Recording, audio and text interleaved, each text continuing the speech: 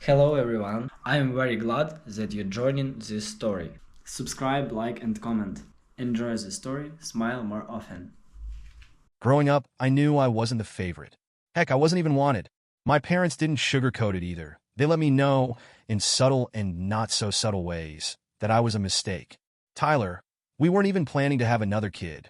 My mom would say with an exasperated sigh whenever I did something to piss her off, which was often. And you make me wish we'd stuck to the plan. Dad wasn't much better. He didn't bother with words most of the time. His disapproving looks and the way he always compared me to my younger brother, Brandon, did the talking for him. "Why can't you be more like your brother?" he'd mutter, shaking his head as Brandon proudly showed off another A+ on a test or a new certificate from his school's honor roll. Brandon was their golden child, the kid who could do no wrong. At 6 years younger than me, he was doted on, coddled, praised for every little thing he did. Meanwhile, I was just there, the kid they had to tolerate because I happened to exist. I wasn't stupid. I knew what was happening. Even as a kid, I knew my place in the family, and it wasn't at the center. It was somewhere on the sidelines, always looking in, always wondering why I couldn't be enough for them. It wasn't like I didn't try. I did. I brought home my own A's, tried out for sports teams even though I hated them, and even signed up for the damn school play in 5th grade because my mom said I needed to put myself out there more. But no matter what I did, it was never good enough. "Good job, Ty," Mom would say with the kind of enthusiasm you'd give a kid who just figured out how to tie their shoes. Then she'd turn her attention back to Brandon, who'd be showing off some new trick he'd learned or babbling about his latest achievement. By the time I hit my teenage years, I'd given up on trying to impress them. What was the point? They'd already made up their minds about me, and no amount of gold stars or participation trophies was going to change that. Instead, I focused on surviving. School became my escape, my way of getting out of the house and away from the constant comparisons. I threw myself into my classes, not because I wanted their approval, but because I wanted a way out. I wanted something better. But life at home wasn't just about being ignored. Oh no, sometimes it was worse. There were fights. Lots of them. "Why can't you just be normal?" Dad snapped one night after I'd come home late from hanging out with my friends. "Why can't you just leave me alone?" I shot back, slamming the door to my room. "Don't you slam that door at me," he yelled, his voice echoing down the hallway. Mom wasn't any better. She had this way of making me feel like everything I did was a personal attack on her. "You're so ungrateful," she'd say whenever I asked for something, a ride to school, a new pair of shoes, hell, even dinner. "Do you know how hard it is to raise a kid like you?" I didn't. And honestly, I didn't care. The only thing that kept me going was the thought of getting out. College was my ticket to freedom, and I worked my ass off to make sure I'd have the grades and scholarships to get there. And I did. The day I left for college was one of the best days of my life. I packed my bags, loaded up the beat-up car I'd bought with money from part-time jobs, and didn't look back. Brandon cried when I left, clinging to me like I was his favorite toy being taken away. Mom and Dad? They gave me a half-hearted wave and a good luck before going back inside. It hurt, but it wasn't surprising. College was everything I'd hoped it would be. Freedom, independence, a chance to start over. I made friends, joined clubs, and threw myself into my studies. For the first time, I felt like I was in control of my life. But the best part? I didn't have to deal with my parents. College wasn't just an escape for me. It was a blank slate. A chance to figure out who I was outside of being the unwanted son. I didn't have to worry about Mom's sighs of disappointment or Dad's glares or Brandon stealing the spotlight. For the first time, I was just Tyler.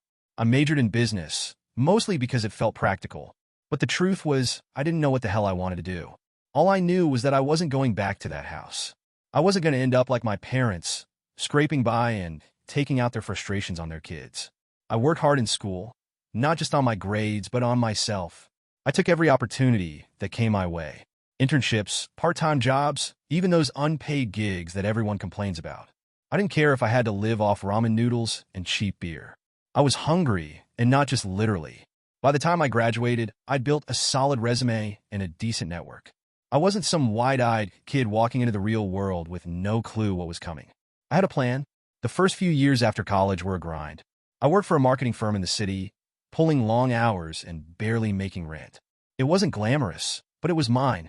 The turning point came when I stumbled across an idea during a brainstorming session at work. One of our clients was a travel agency struggling to stay relevant in a digital age. As I worked on their campaign, I started to think about how much the travel industry was changing and how much opportunity there was for someone willing to take a risk. I started doing research in my free time, reading everything I could about travel trends, digital marketing, and e-commerce. The more I learned, the more excited I got. I didn't just want to help other people make money. I wanted to build something of my own. I started small, a blog, a few social media accounts, and a simple website.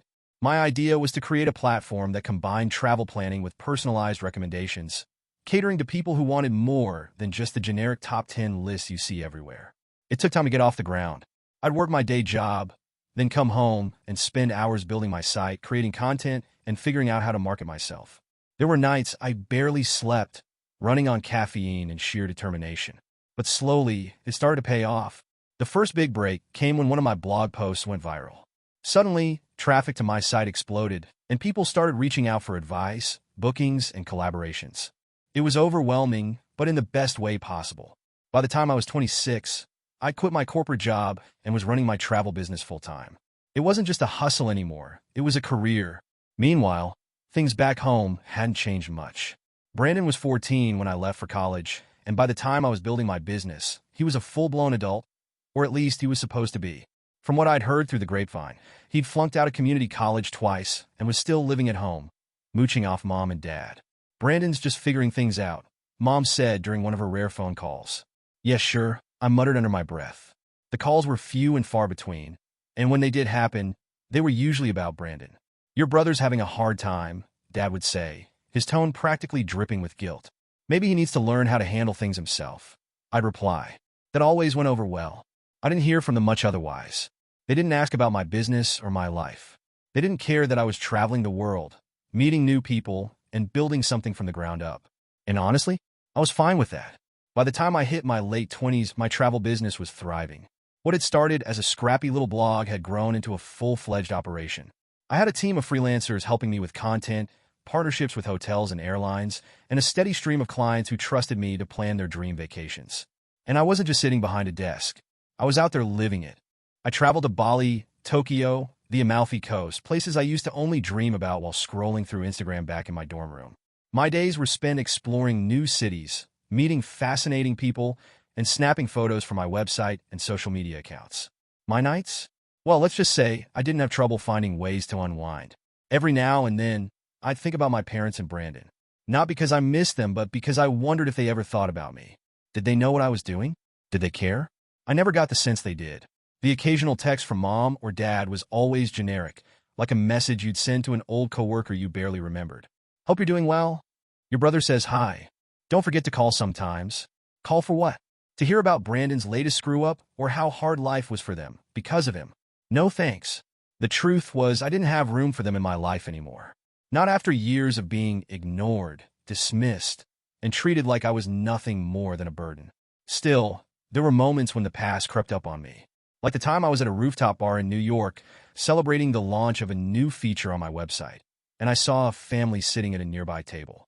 Parents laughing, kids teasing each other, everyone just happy. It hit me like a sucker punch. That was what I'd always wanted. A family that cared, that supported each other, that actually liked being together. I downed my drink and pushed the thought aside.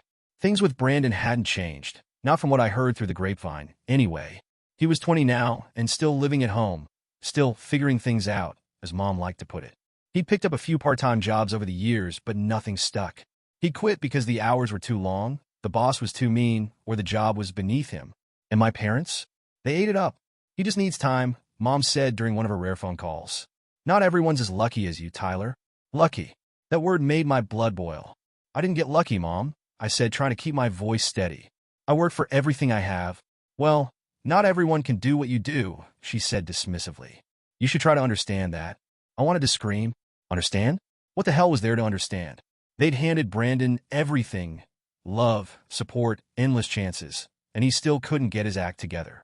Meanwhile, I'd busted my ass to build a life for myself with nothing but grit and determination. And all they could call it was luck. I ended the call before I said something I'd regret. The funny thing was I wasn't angry at Brandon. Not really. He was just playing the hand he'd been dealt, soaking up the attention and support that should have been shared between us. What pissed me off was my parents. The way they'd written me off as a kid, treated me like I was an afterthought. And now, when they needed something, they were trying to worm their way back into my life. The first sign of that shift came during one of Mom's calls. Your dad and I were thinking, she said, her tone unusually soft. We haven't seen you in so long. Maybe you could come visit? I laughed. Why? So I can hear about how great Brandon's doing? That's not fair, she said quickly. We want to see you. Really? I said, my voice dripping with sarcasm. Because it didn't seem like you wanted to see me much when I was growing up. There was a long pause on the other end of the line. We made mistakes, she said finally. But we love you, Tyler. We always have. Could have fooled me, I muttered. I didn't agree to visit. I wasn't ready to let them back in. Not after everything. But their sudden interest in me stuck with me, gnawing at the edges of my mind. Why now? Was it guilt? Or were they just tired of dealing with Brandon and looking for someone else to lean on? I wasn't sure, but I wasn't about to let them off the hook that easily. For a few weeks, I ignored their calls and texts. It wasn't like they were blowing up my phone or anything. Just the occasional thinking of you or hope all's well. Messages that felt more like obligations than genuine attempts to connect. But then, out of nowhere, I got an email from Mom. The subject line read, "Family dinner invitation." I almost deleted it without opening it, but curiosity got the better of me. "Hi, Tyler. I know things have been difficult between us, but your dad and I would really love to see you. We're having a small family dinner next Sunday, and we'd love for you to come. Brandon will be here too, of course. It would mean a lot to us to have everyone together. Please think about it. Love, Mom." I stared at the email for a long time, my emotions swirling. What did they really want? Was this some kind of guilt-fueled olive branch? Or were they just hoping I'd swoop in and play the role of the successful older brother to make up for Brandon's shortcomings? Either way, I wasn't sure I wanted to find out. I called Dan that night. "They invited me to dinner," I said, pacing around my apartment. "And you're calling me because?" he asked, his tone teasing. "Because I don't know what to do," I admitted. "You don't have to do anything, Ty," he said. "You don't owe them anything." "I know," I said. "But part of me feels like I should go. Like maybe it's time to face them, you know?" Dan was quiet for a moment. "If you think it'll give you closure, then go. But don't do it for them. Do it for you." After a lot of back and forth with myself, and a couple of drinks to take the edge off, I finally replied to the email. "I'll be there." The following Sunday, I pulled into the driveway of my parents' house for the first time in years. The place looked the same. Faded paint, a few overgrown bushes, the basketball hoop I used to shoot it still hanging crookedly over the garage. I sat in the car for a minute, debating whether to turn around and leave. But then the front door opened, and there was Mom, waving at me like I was a long-lost son coming home from war. The first thing I noticed when I walked in was how quiet the house was. No TV blaring, no music playing, just the faint sound of pots and pans clattering in the kitchen. "Tyler," Mom said, pulling me into an awkward hug. She smelled like the same floral perfume she'd worn my entire childhood. "It's so good to see you." "Yeah," I said, my voice flat. "You too." Dad appeared next, his usual gruff demeanor replaced by a forced smile. "Hey kid," he said, clapping me on the back. "Been a long time?" "It has," I said, resisting the urge to add, "Whose fault is that?" And then there was Brandon. He sauntered into the living room wearing sweatpants and a hoodie, his hair a mess, and a smirk plastered across his face. "Look who finally decided to show up," he said, leaning against the doorway. "Nice to see you too," I said, keeping my tone neutral. Brandon laughed like this was all some big joke. "You look good, Ty. Guess life's treating you well." "Huh." I didn't bother responding. Dinner was awkward, to say the least. Mom and Dad tried to make small talk, asking about my business, my travels, and my exciting life. But every question felt loaded, like they were fishing for some way to bridge the gap between us without actually addressing the years of neglect and favoritism. Brandon, meanwhile, alternated between cracking jokes at my expense and complaining about how hard life was. "Not everyone can run off and live the dream like you," he said at one point, his tone dripping with sarcasm. "Some of us have to deal with reality." I set down my fork, my patience wearing thin. "Reality?"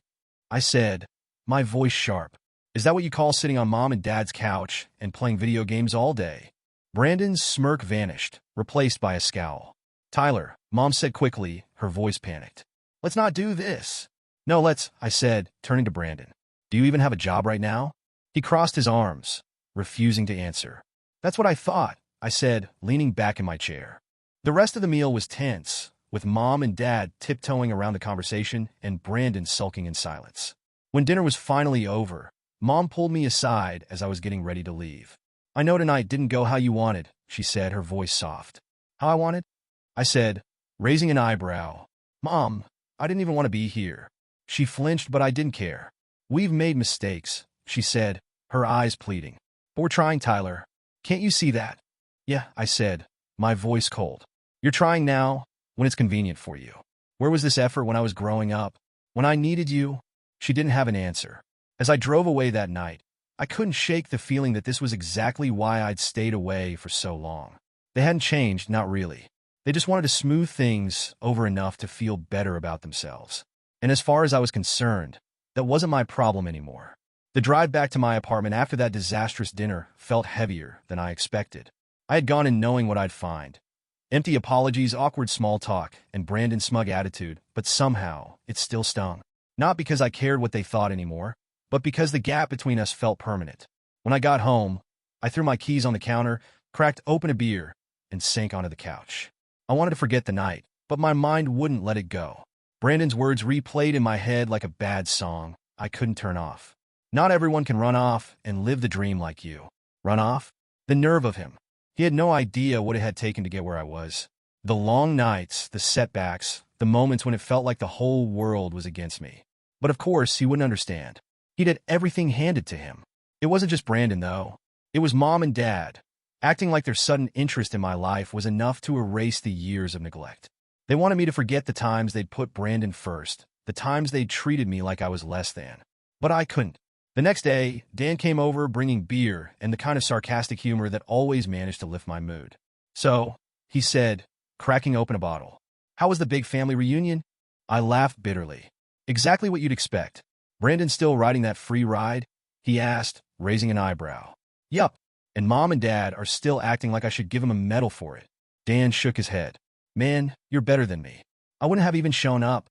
"Yeah, well," I said, taking a sip of my beer. "I thought maybe it'd be different. Maybe they'd actually try." "And they didn't," I said bluntly. Dan leaned back, staring at me thoughtfully. "So, what are you going to do now?" he asked. I shrugged. "What can I do? They're not going to change. Brandon's not going to change. I just need to focus on my own life and leave them to deal with their mess." Dan nodded, but I could tell he wasn't convinced. "That's one way to handle it," he said. "What's the other way?" I asked, raising an eyebrow. "Confront them," he said. "Tell them exactly how you feel. Lay it all out. And then walk away if that's what you need to do. But at least you'll know you said your piece."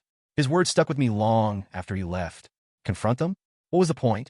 They weren't going to suddenly see things my way or apologize for years of favoritism. But still, there was a part of me that wanted to do it. Not for them, but for me. I spent the next few days stewing over the idea, going back and forth in my mind. Finally, I decided to call Mom. "Tyler," she said when she answered, her voice too bright, too cheerful. "It's so good to hear from you." "Yeah," I said, cutting straight to the point. "We need to talk."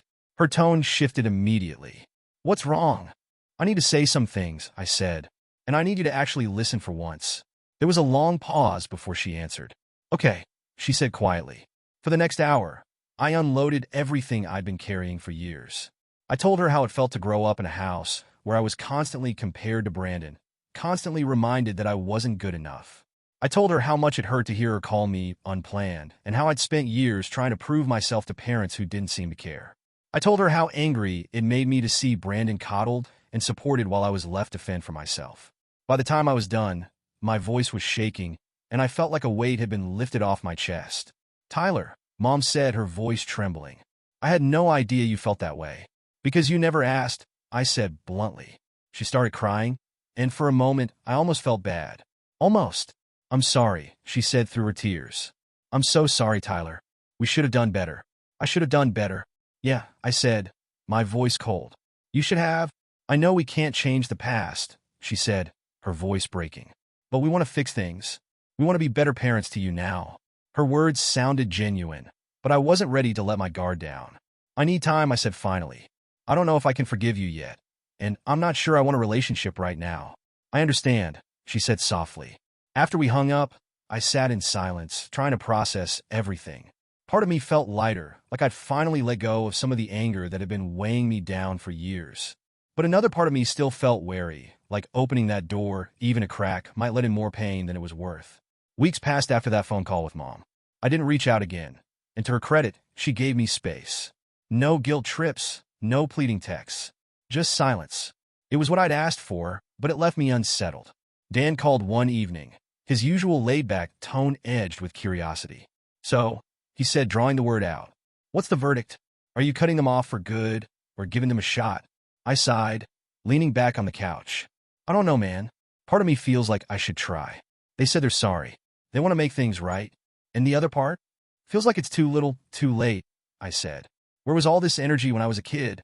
Why does it take me being successful for them to care? Dan let out a low whistle. That's the real question, isn't it? The more I thought about it, the more it felt like their apology was less about me and more about them. About easing their own guilt, smoothing over the rough edges of their parenting, so they could sleep better at night. I didn't want to be their redemption story. But then there was Brandon. A week after the phone call with Mom, he texted me out of nowhere. Hey Ty, can we talk? I stared at the message for a long time before replying. About what? His response came almost instantly. Just some stuff. It's important. We met at a coffee shop near my apartment. When I walked in, he was sitting in the corner, hunched over a cup of coffee like he was trying to disappear into it. He looked up when I approached, his expression a mix of guilt and something I couldn't quite place. Hey, he said, standing up awkwardly. Hey, I said, sitting down across from him. We sat in silence for a moment, the noise of the coffee shop filling the space between us. So, I said finally, what's this about? Brandon shifted in his seat, running a hand through his hair. I wanted to say I'm sorry, he said, his voice low. I blinked, caught off guard. For what? For being such an ass, he said, looking down at his coffee. For acting like your success didn't mean anything. For everything. I stared at him, trying to gauge if he was serious or just saying what he thought I wanted to hear. What brought this on? I asked. He let out a humorless laugh. Reality, I guess. You were right, Ty. I've been coasting my whole life, expecting Mom and Dad to take care of me forever. And now I'm 20, with nothing to show for it. I didn't know what to say. Look, he said, leaning forward, I know I've been a jerk. And I know I don't deserve your help after the way I've treated you. But I don't know what to do, man. I feel stuck. His words hit me harder than I expected. I spent my whole life feeling stuck, I said quietly. And no one helped me. Not Mom, not Dad, not you. I had to figure it out on my own. I know, he said quickly. And I respect the hell out of you for it. That's why I'm asking. I want to do better, but I don't even know where to start. Part of me wanted to tell him to figure it out the way I had. To tell him that if I could build a life for myself without anyone's help, he could too. But another part of me, one I wasn't sure I liked, felt something close to sympathy. Over the next hour, we talked. Really talked. I told him about the years I spent feeling invisible, the anger I carried from always being second to him. And he told me about the pressure he felt from being their favorite, the weight of expectations he never wanted but couldn't escape. By the time we left the coffee shop, something between us had shifted. It wasn't forgiveness, not yet, but it was a start. A few days later, I got another call from Mom. Brandon told me you talked, she said, her voice tentative. He said it went well. It did, I said. She hesitated, then added, I know we've hurt you, Tyler. And I don't expect you to forgive us overnight. But we want to try. We want to do better.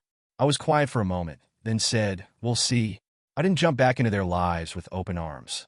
I kept my distance, letting time and effort prove whether their apologies were genuine. Brandon, to his credit, made an effort. He got a job, nothing glamorous, just part-time at a hardware store, but it was a start. And every now and then, he'd text me, asking for advice or just checking in. It wasn't the relationship we'd never had as kids, but it was something. As for Mom and Dad, they stayed consistent, reaching out, asking about my life, trying to bridge the gap. And while I didn't shut them out completely, I didn't let them all the way in either. Some wounds heal, but they leave scars. Life moved on. My business continued to grow. My travels took me to places I'd only dreamed of, and I learned to define myself not by what I'd lost, but by what I'd built. I didn't need my parents' approval or their love to feel whole. I'd found that in myself. And while I didn't know what the future held for my relationship with them, I knew one thing for sure. I wasn't the unwanted son anymore.